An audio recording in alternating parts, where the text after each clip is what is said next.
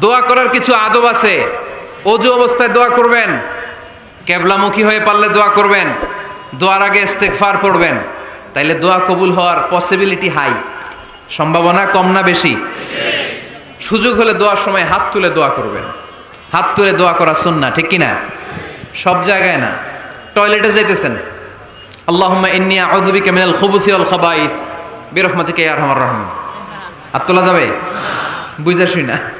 আল্লাহর হাবিব যেখানে হাত তুলছিলেন, কিছু কিছু জায়গায় আল্লাহর হাবিব হাত তুলেছেন, কিছু কিছু জায়গায় তোলেন নাই। তো তোলেন, যেখানে সুযোগ হয় তোলেন। আল্লাহর হাবিব সাল্লাল্লাহু আলাইহি সাল্লাম যখন হাত তুলতেন, হাতের তালুগুলো আকাশের দিকে করে রাখতেন এইভাবে। এজন্য আল্লাহর হাবিব বলতেন, ইযা সাআলতুমুল্লাহ ফাসআলুহু বিবুতুনি আকুফিকুম। যখন আল্লাহর কাছে চাইবে, হাতের তালু দুইটা এরকম উঁচু করে আল্লাহর কাছে চাও। সুবহানাল্লাহ পড়েন। আমরা তো শুধু এতটুকু তুলি। আরাফার ময়দানে বিশ্বনবী চাইতে চাইতে চাইতে চাইতে চাইতে চাইতে এভাবে তুলে ফেলেছেন। বৃষ্টির জন্য দোয়া করার সময় চাইতে চাইতে চাইতে চাইতে এরকম তুলে ফেলেছেন। সাহাবারা বললেন,